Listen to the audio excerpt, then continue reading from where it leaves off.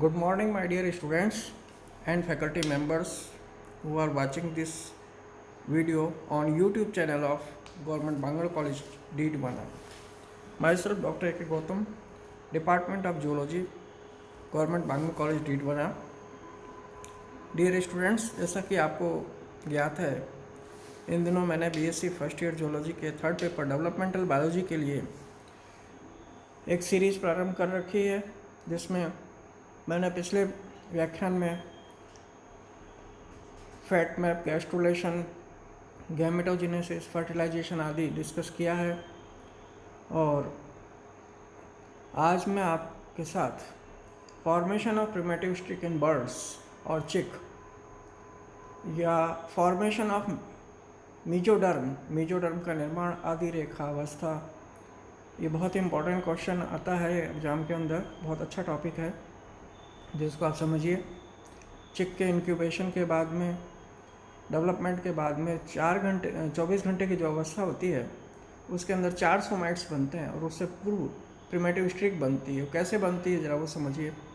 Formation of primitive streak incubation द्वारा प्राप्त ऊष्मा से परिवर्धन के पुनरारंभ के साथ साथ, परिवर्धन के डेवलपमेंट के साथ साथ एपीब्लास्ट की सेल्स सब दिशाओं से एरिया पेलुसिडा के क्षेत्र में, आप जानते हैं एरिया पेलुसिडा होता है और एरिया ओपेका होता है। एरिया पेलुसिडा वह क्षेत्र होता है जहां एक्टिव साइटोप्लाज्म होता है और डेवलपमेंट की गति तेज़ी से होती है। तो एक्टिव साइटोप्लाज्म के क्षेत्र में या एरिया पेलुसिडा के क्षेत्र की मध्य रेखा की ओर स्पष्ट रूप से गति या सहवर्धन करती है।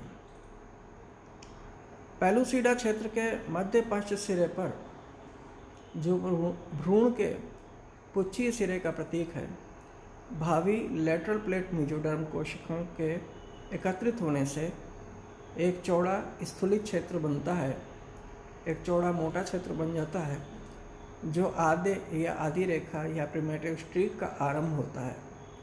मीजोडर्मल सेल्स के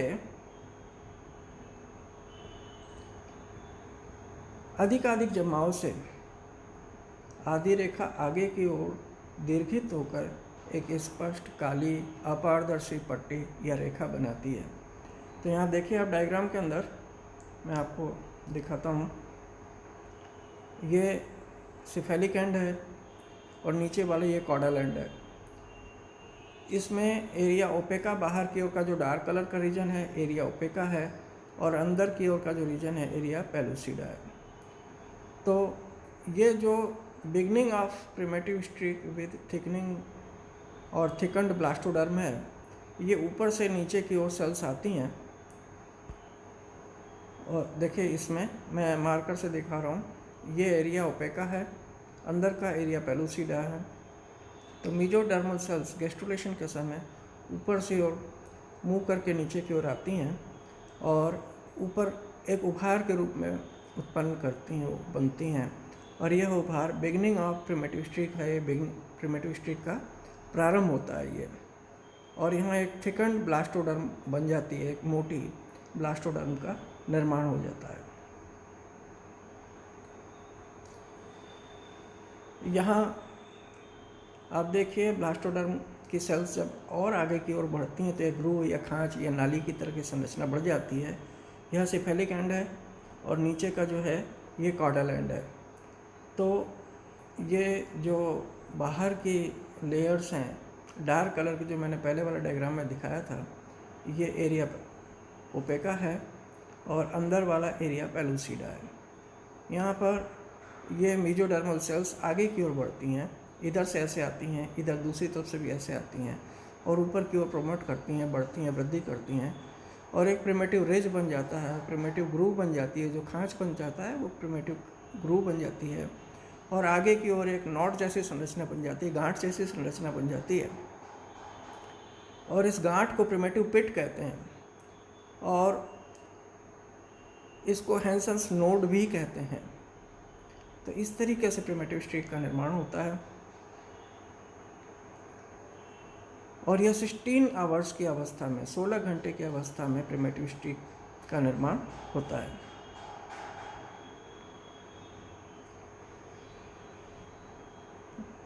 फाउल या चिक में नोटोकॉर्डल प्रोसेस और मीजोडर्म के निर्माण को दर्शाता हुआ यह 18 घंटे का इंक्यूबेशन का चिक का डायग्राम है, जिसमें ये प्रिमेटिव स्ट्रिक जब आगे की ओर एक्सटेंड हो जाती है और बन जाती है प्रिमेटिव स्ट्रिक और प्रिमेटिव नॉड बन जाती है, तो उसमें कुछ थोड़ा सा और परिवर्तन होता है और इसके आगे की ओर एक सिफेलिक एंड बन जाता है और पीछे कॉर्डल एंड होता है, और जो सिफेलिक एंड होता है वहाँ पर एक प्रो एमनियन वाला हिस्सा बन जाता है। ये देखिए, ये वाला जो हिस्सा है, ये जो मार्कर से मैं बिंदु दिखा रहा हूँ, ये प्रो एमनियन वाला हिस्सा है। ये प्रो एमनियन है और ये नोटोकॉर्ड है। ये प्रिमेटिव स्ट्रिक आगे की ओर जब बढ़ती है, एम्ब्रियोनल एरिया है यहाँ पर। ये हैंसन्स नोड था जो कि पहले वाले डायग्राम में आपने देखा था। ये हैंसन्स नोड आगे की ओर वर्धित होकर के एक न्यूरल प्लेट बनाता है और न्यूरल प्लेट के बीचों बीच से एक रॉड जैसी संरचना निकलती है जिसको कि नोटोकॉर्ड कहते हैं। तो एंटीरियर बॉर्डर ऑफ मेजोडर्म है ये प्रो एमनियन है और ये एरिया पेलुसिडा है, अर्थात वो एक्टिव साइटोप्लाज्म वाला रीजन जहाँ की बहुत तेज़ी से एम्ब्रियोनिक डेवलपमेंट होता है, और बाहर की ओर का जो क्षेत्र है वो एरिया ओपेका कहलाता है। तो ये एम्ब्रियोनल एरिया है यहाँ पर। तो ये 18 घंटे की अवस्था में आप ये इस प्रकार का देखते हैं। और मेजोडर्मल सेल्स के अधिकाधिक जमाव से प्रिमेटिव स्ट्रिक आगे की ओर दीर्घित होकर एक स्पष्ट काली अपारदर्शी पट्ट या रेखा बनाती है और इंक्यूबेशन के लगभग 18 घंटे पश्चात पेलुसिडा क्षेत्र का वृत्तीय आकार समाप्त होकर दीर्घित अंडाकार और नाशपाती जैसा बन जाता है, जिसमें अगला सिरा अधिक चौड़ा होता है और इस समय तक आधी रेखा इतनी सुविकसित हो जाती है कि यह भ्रूण की आधी रेखा अवस्था या प्रिमेटिव स्ट्रिक स्टेज कही जाती है। रेखा की लंबाई के साथ साथ एक छिछली आधी रेखा या प्रिमेटिव ग्रूव होती है जो आगे की ओर एक गोलाकार आद्य गर्त या प्रिमेटिव पिट में समाप्त होती है। गर्त के ठीक सामने एक स्पष्ट फुलाव या सघन बिंदु होता है जिसे हैंसन्स पर्व या हैंसन्स नोड या आद्य गांठ कहते हैं।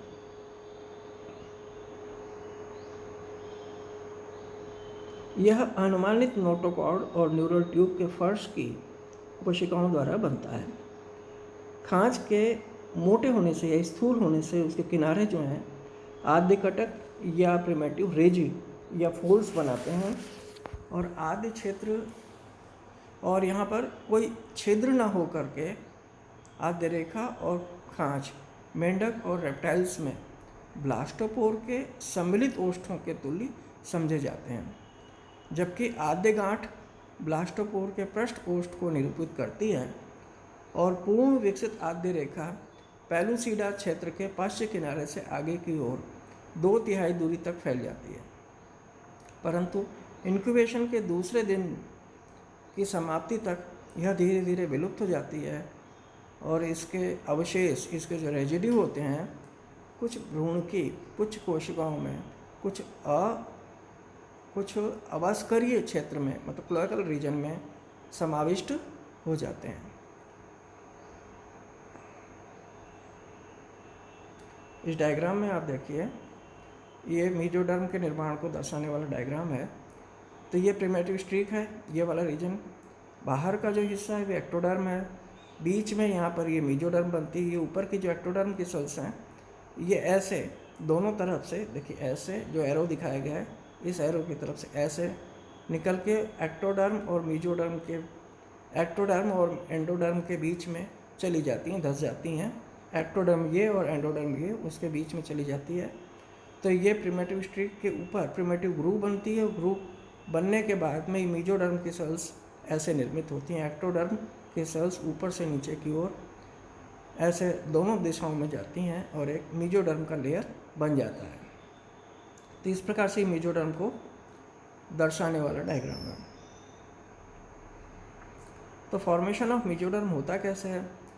आद्य रेखा पर एकत्रित भावी मेजोडर्म कोशिकाएं नीचे की ओर अंतर्वलित होकर आद्य रेखा के दोनों ओर या प्रिमेटिव स्ट्रिक के दोनों ओर इपीब्लास्ट या एक्टोडर्म एवं हाइपोब्लास्ट या एंडोडर्म के बीच ब्लास्टोसील में फैलकर, ब्लास्टोसील जो होती है उसके अंदर चली जाती हैं, उसमें फैलकर लेटरल प्लेट मेसोडर्म की परत बनाती हैं और अब भ्रूण त्रिकोरकी या त्रिस्तरीय हो जाता है, ट्रिप्लोब्लास्टिक बन जाता है और यही गैस्ट्रुला अवस्था होती है इसकी, क्योंकि इसमें बाह्य एक्टोडर्म, मध्य मेसोडर्म एवं आंतरिक आंतरिक एक्टोडर्म अर्थात सभी तीनों जनन स्तर एक्टोडर्म, मेसोडर्म और एंडोडर्म, आंतरिक यहाँ पर एंडोडर्म पढ़ा जाए, गलत लिखा हुआ है ये, तो बाहरी एक्टोडर्म, मध्य की मेसोडर्म और आंतरिक एंडोडर्म, यहाँ पर एंडोडर्म होगा, अर्थात सभी तीनों जनन स्तर स्थापित हो जाते हैं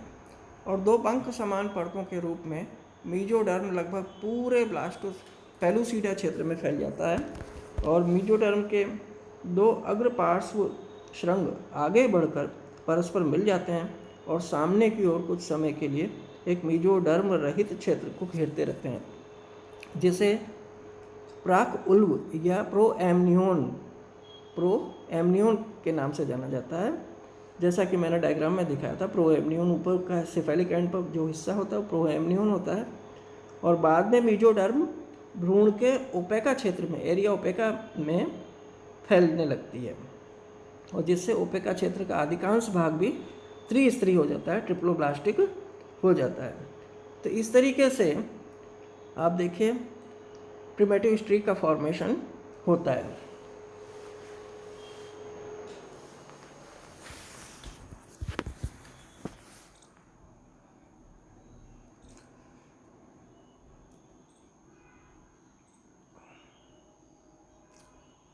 यहाँ ये कॉडल रीजन है, ये सेफेलिक एंड है, ये प्रोएमनियोन है।